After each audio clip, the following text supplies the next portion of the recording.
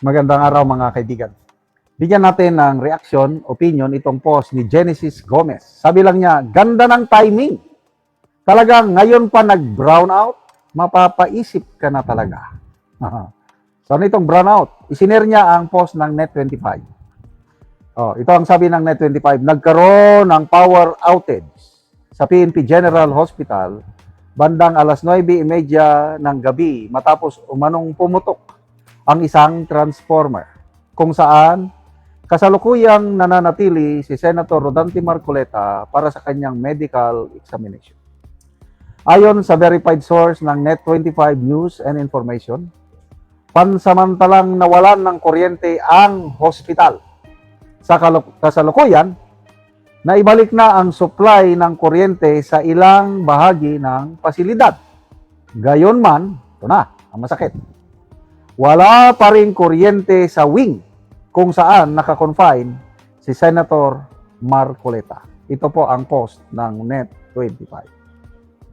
Nakakalungkot naman, di ba?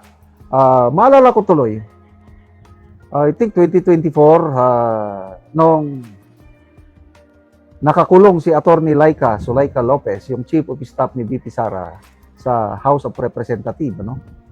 So, pumunta doon, sinamahan ni VP Sara. At pansamantala, doon siya nag-stay o natulog sa opisina ni Congressman Pulong Duterte. Ayun, nawalan din ng aircon, nawalan ng kuryente doon sa opisina ni Congressman Pulong. Malala nyo ba yun? So ano ba yun? Coincidence lang ba?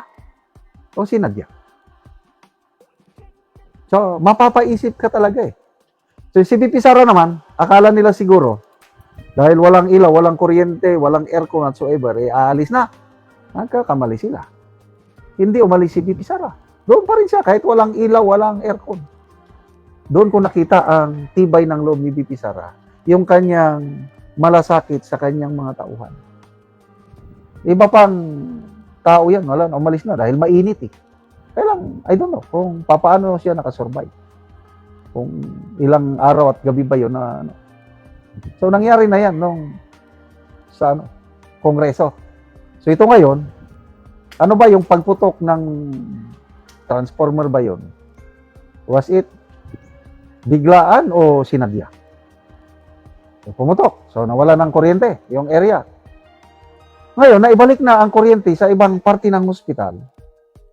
Kailang sa wing, kung ward, wing ba yan o ward? Kung nasaan si Senator Marcoleta, wala pa rin kuryente. I think, post nila ito kagabi, I don't know as of now. Kailang napapaisip talaga ako. Ano ba ito? Hindi nila tinatantanan si Senator Marcoleta. Nandun na ngayon tao, nakitaan na may sakit. Pneumonia. Delikado yan. In fairness sa PNP, hindi sila nag-apura, no? Kasi usually, ikulong mo na yan. Dalhin na sa kulungan, sa Quezon City Jail ata, sa Payatas. Doon sana dapat.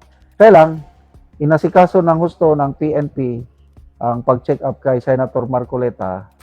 Kaya ito ngayon, na nakita yung sakit niya.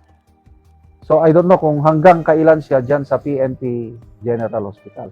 To me, mas maganda na lang sana nandyan siya. At least hospital. Para bang hospital detention? Kaysa yung mapunta siya doon sa talagang jail. Ang hirap doon. Excuse me ha. With this age, I don't know kung gaano siya katagal. Mas mabuti na lang kay Tatay Digong, dahil kahit nakakulong siya, kailang yung detention facility sa The Hague, iba yun. Hindi kulungan na parang katulad sa atin. Parang normal na bahay lang na complete facilities, everything. Iba ang kulungan sa Pilipinas, I tell you. Nasubukan ko kasing nakulong eh. Nakakahiya mang aminin. Noong kabataan ko, 2 beses akong nakulong. Although hindi nagtagal, dahil petty crime, minor de edad eh. Petty crime, matigas ang ulo. Ang hirap ang hirap matulog sa kulungan sa Pilipinas. Ang bako, ang daming surot, ang daming lamok. So paano makaka-survive? 72 years old. Kung kulungan katulad kay Tatay Digong, baka mas okay. Yung mga kulungan sa ibang bansa, Kung minsan na nakakapanood ako ng documentaries tungkol sa kulungan, sabi ko, ang ganda naman ito. Ang sarap makulong sa mga kulungang ganon. Sa Pilipinas, I tell you, ang hirap makulong. Kaya ipagdasal po natin si Senator Marcoleta, Senator Jinggoy. By the way, I don't know kung how true pinayagan na daw ng korte na makapag-post bail o magpiyansa si Sara Diskaya. I don't know how true. Kasi hindi naman lahat ng post ito totoo. Hindi ko lang na counter check, hindi ko na search kung totoo. Makapagpiyansa na siya. Yan ang mahirap kung makasuhan ka at hindi ka makapagpiyansa katulad ni na Pastor Apollo Kibuloy. Ayun, naghihirap. Kaya malala ko tuloy si General Bantag dahil alam niya non-bailable yung kaya nagtago na lang. Hanggang ngayon, so far, hindi pa rin nila alam na saan nagtatago si General Bantag, hindi nila mahuli-huli. Salamat mga kaibigan sa inyong pagsubaybay sa channel nito.